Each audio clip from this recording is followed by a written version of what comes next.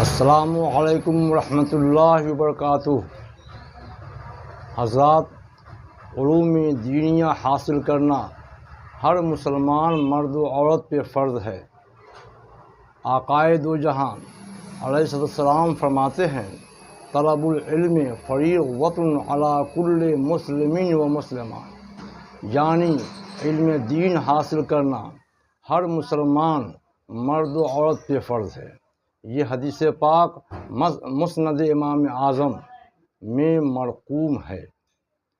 حضرات محترم، علوم دینیہ کی تحصیل کو شریعت مقدسہ نے اسی لیے فرض کیا ہے کہ علوم دینیہ کی بنا پر انسان حق و باطل کو پہچانتا ہے، انسان کا عقیدہ درست ہوتا ہے، انسان میں خوش عقیدگی پیدا ہوتی ہے، انسان بدعقیدگی سے محفوظ و مامون ہوتا ہے۔ دیکھیے، ایک عابد کے بارے میں یہ بات بہت مشہور تھی کہ وہ روزانہ دیدار الہی سے مشرف ہوتا ہے۔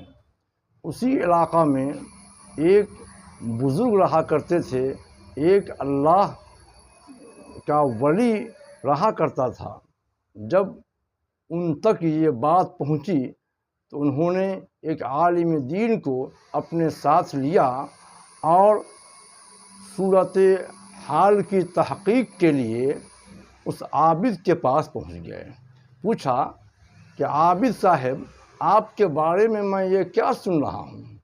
تو عابد نے کہا کہ جی حضرت، اسی سامنے والے سمندر کے اوپر روزانہ مجھے دیدار الہی نصیب ہوتا ہے۔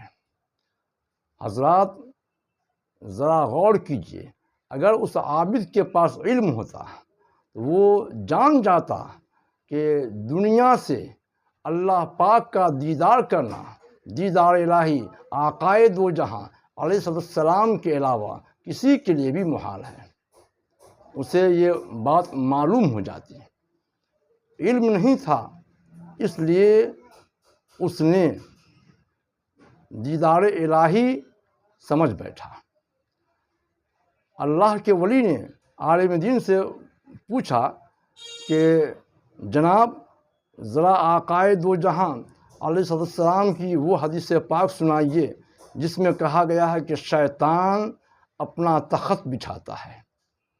تو عالم دین نے فرمایا کہ جی ہاں، اللہ کے رسول علیہ السلام کی حدیث پاک ہے کہ شیطان روزانہ سمندر پر، سطح سمندر پر اپنا تخت بچھاتا ہے اور دن بھر کی کارروائیوں کا جائزہ لیتا ہے۔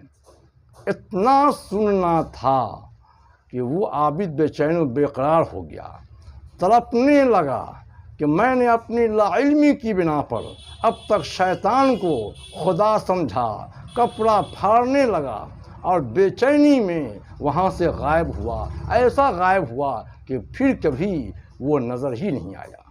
تو حضرات، یہ ہے بے علمی اور نادانی کی نحوست کہ انسان کا عقیدہ بگڑنے کا اندیشہ رہتا ہے اور علم سے خوش عقیدگی کی روشنی ملتی ہے۔ اللہ پاک ہمیں علوم دینیہ سیکھنے سکھانے کی توفیق عطا فرمائے۔